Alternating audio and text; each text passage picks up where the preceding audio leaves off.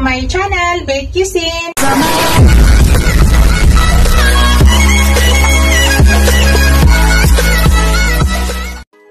Hello guys! Today's video guys, I want to share with you. Magluto tayo guys ng ginisang gulay. Ito po yung gulay guys. Ang aking lulutuin, mayroong carrots, patatas, bagyo beans. Yun po yung ating lulutuin guys.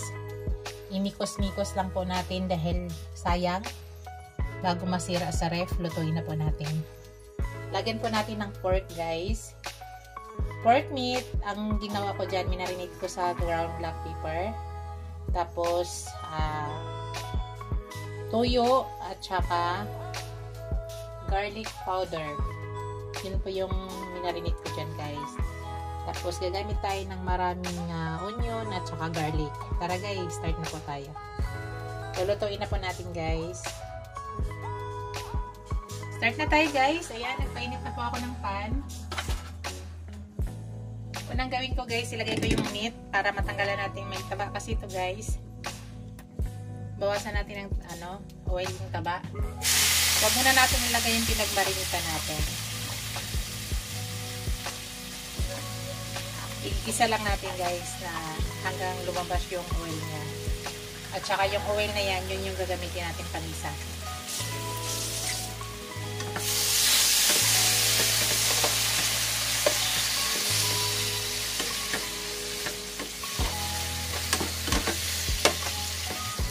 Hintayin lang natin yun guys.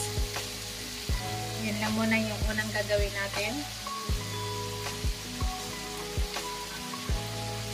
Hintayin lang muna natin yan.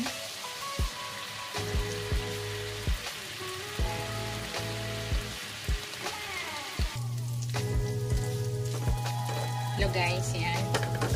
Malapit na. Palabas lang natin yung oil niya. Sarili niyang oil. Kasi may taba siya guys, diba?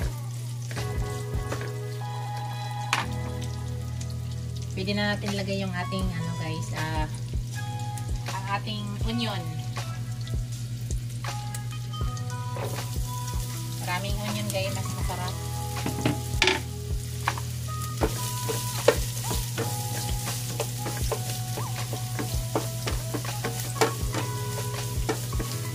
Shoutout pala sa aking mga channel members, aking mga subscribers, viewers, silent viewers. Maraming salamat guys sa walang sawang suporta nyo sa aking channel. Sa hindi pa nakapag-subscribe sa aking channel guys, please subscribe nyo ako at huwag kalimutan paki-hit yung notification bell para updated kayo sa aking lahat na upload video. Thank you so much. Ayan guys, maglagay na ako ng aking garlic.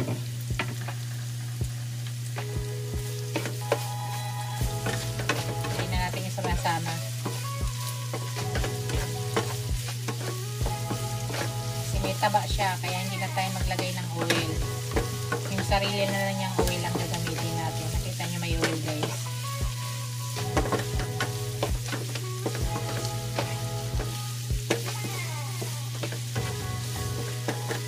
Tapos palambutin natin yung karne. May konti. Lalagyan natin ng tubig yan. Bago natin lagyan ng tubig, ilagay muna natin yung pinagmarinitan natin.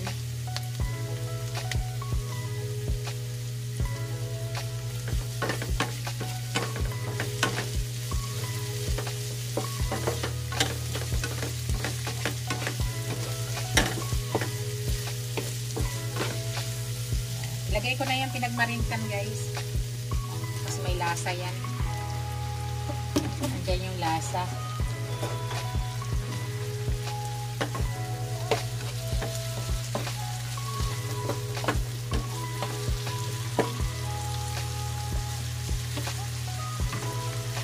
Maglagay tayo ng tubig para lumambot yung ating meat.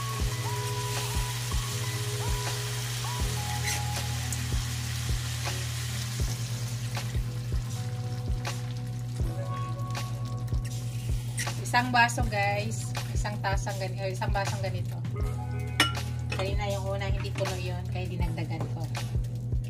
Yan. Takpan muna natin at palamutin lang natin yung meat guys. Kasi matigas yung meat. Malalaki ang slice yan. Hintayin lang natin yan. Pag kumulo, pahinaan lang guys para maganda ang pag ano ng meat luto. Hello guys, check natin guys.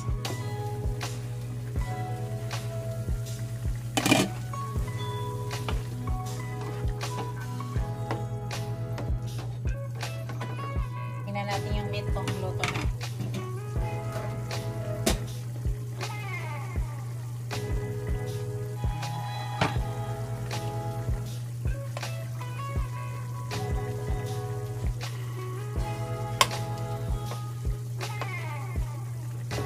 Malambot na siya guys. Ilagay na natin yung ating patatas at saka carrots. Pagsabay ko na to guys.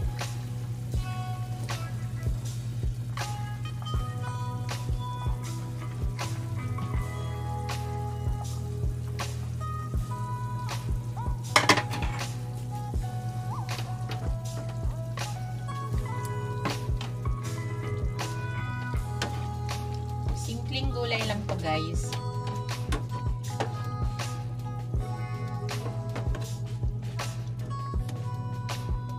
Tapos, maglagay ako ng oyster sauce, guys, ha.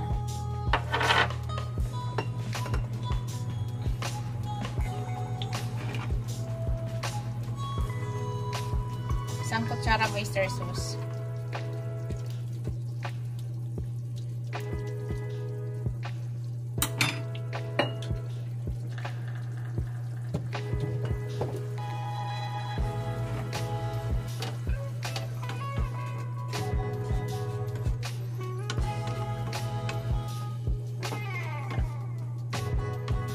Takpan lang muna natin guys para maluto yung carrots at saka patatas. Maya-maya ilagay na natin ang ating baggy beans.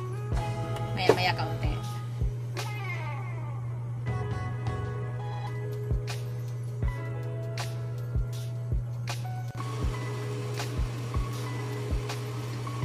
Tingnan natin guys.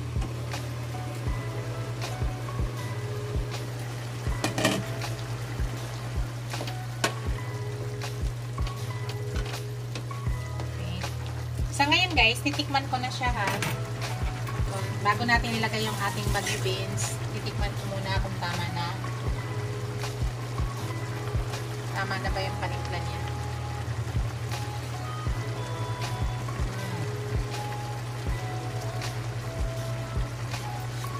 Hindi kasi na tayo naglagay ng asin guys ha. Naglagay ako ng oyster sauce at nagmarinate ako ng tuyo dun sa aking meat, kaya wala po akong asin nilagay. So, hindi na po ako maglagay ng asin guys, kasi tama na po sa timpla.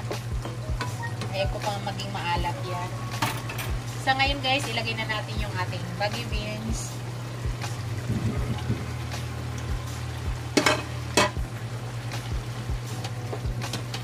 Mga stock ko ang gulay ito guys, bago masira, niluto ko na siya. Para hindi masayang ba. So, kung mayroon kayong fried fish, pwede na to guys. Ito yung partner sa fried fish. Tapos may gulay tayo.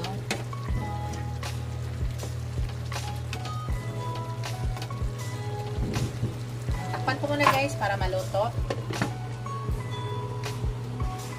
I-mix natin guys.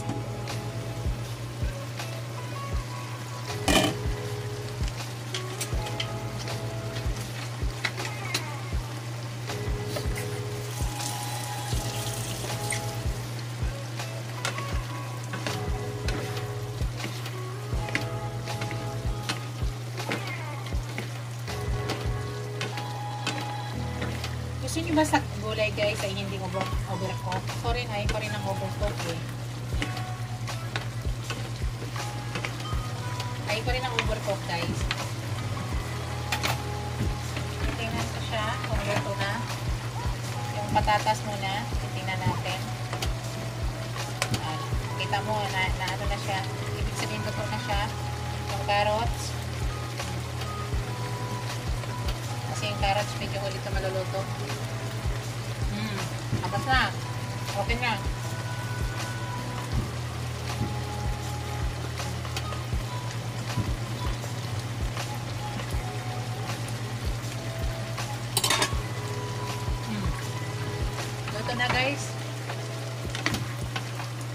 na natin yung overcook. Tama na.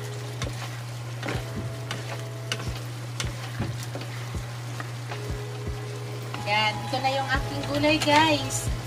Thank you for watching, guys. Don't forget to like, comment, share, and subscribe to my channel. See you in my next video, guys. God bless us all. Bye! Ingat po lahat. Yan na po ang aking gulay.